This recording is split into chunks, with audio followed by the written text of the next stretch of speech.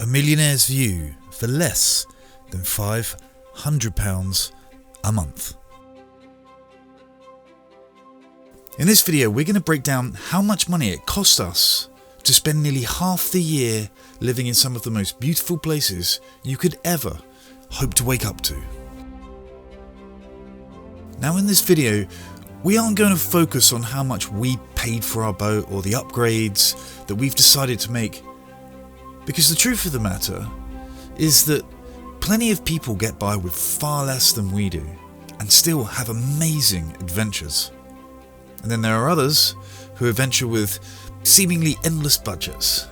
The reality is that people have spent only a few thousand on smaller, older boats and then perhaps done them up themselves, while others spend 7 figures plus on an all-singing, all-dancing, cruising boat.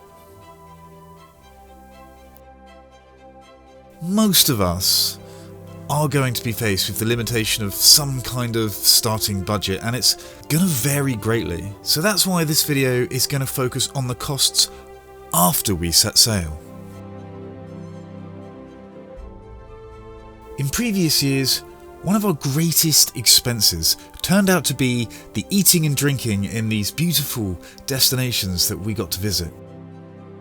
This cost was further exacerbated by the lack of vehicle to get out to the larger supermarkets, which were often several miles out of town, which in turn led to us regularly topping up our food and drink supply from the shops in the ports close to the boat.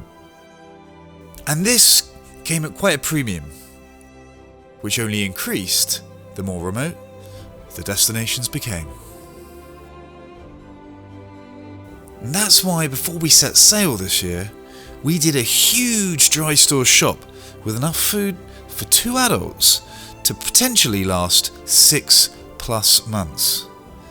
We also made the decision to attempt to extend this food supply even further by hunting our own food in each anchorage that we happened to stop in.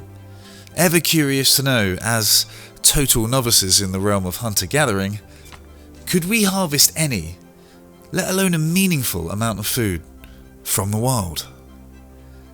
Astonishingly, the hunter-gathering went so well in fact, that 7 months later, we still have a large amount of our tinned foods left, and a decent amount of fish in the freezer, I might add. However, this video is about costs, and our original bulk food shop set us back £789.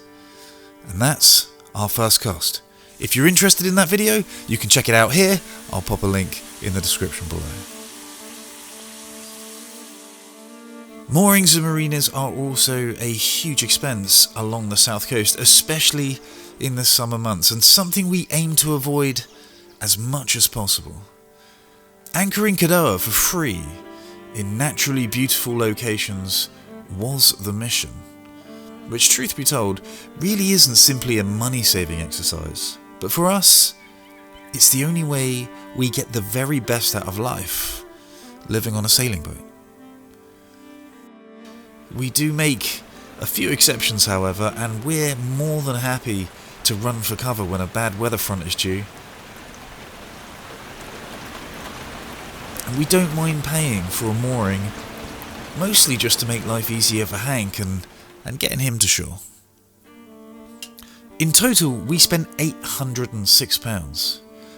This total, truth be told, would have been ever so slightly more, as a couple of these days were actually generously gifted to us from a couple of the channel's viewers along the way, which was also very kind. And again, I know I said it in person, but in case you happen to be watching this video, once again, just a huge thank you from us. That was incredibly kind and generous of you.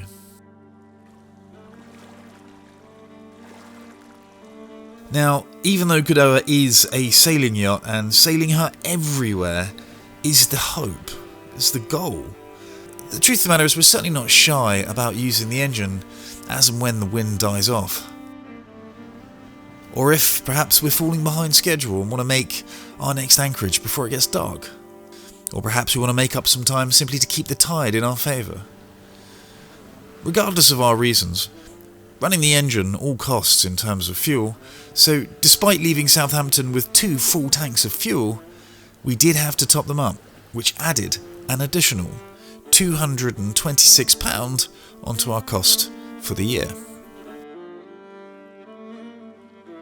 Despite our best efforts to only eat what we catch, or have in our dry stores and drink what we ourselves produce aboard Cadoa, the truth is that we do occasionally treat ourselves to an ice cream or a cake on our travels, or maybe even a couple of beers and a spot of wine.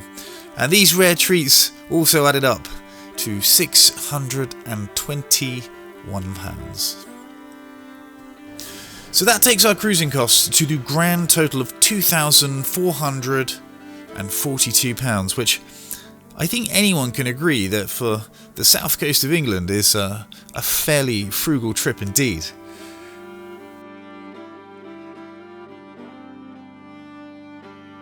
But the truth of the matter is that we likely could have done it for even less. In reality, the £621 on trees could have easily been avoided. I think it's fair to say we could have also not stayed on paid moorings for quite as long as we did either, and perhaps save a few pounds there too.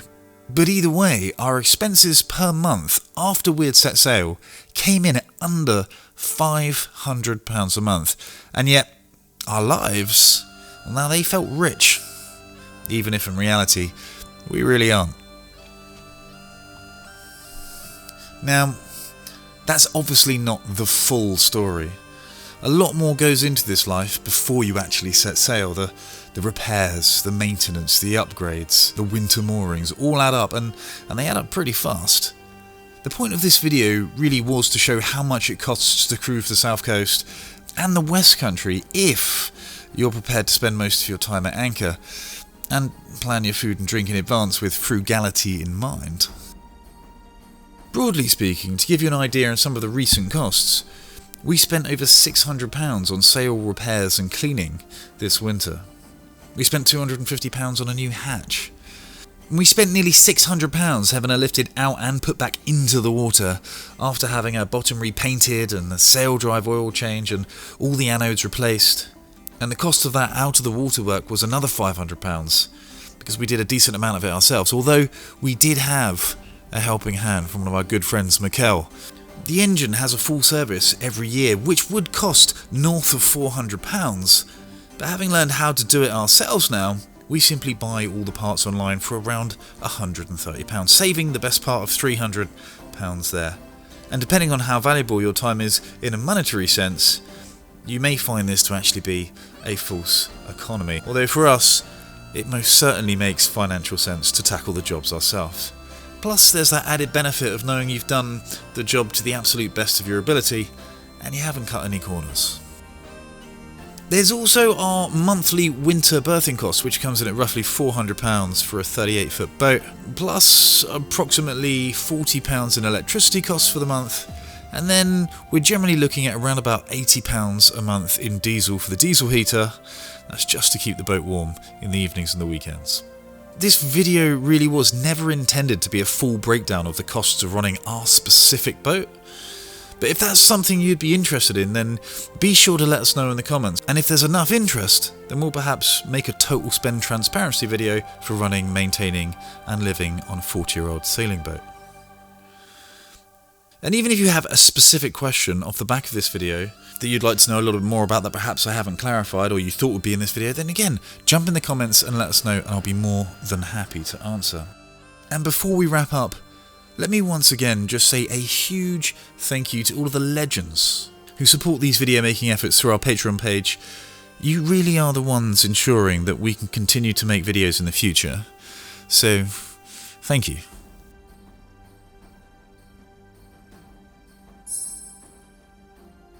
And if you haven't done so already, be sure to check out one of these two videos for more Cadoa adventures.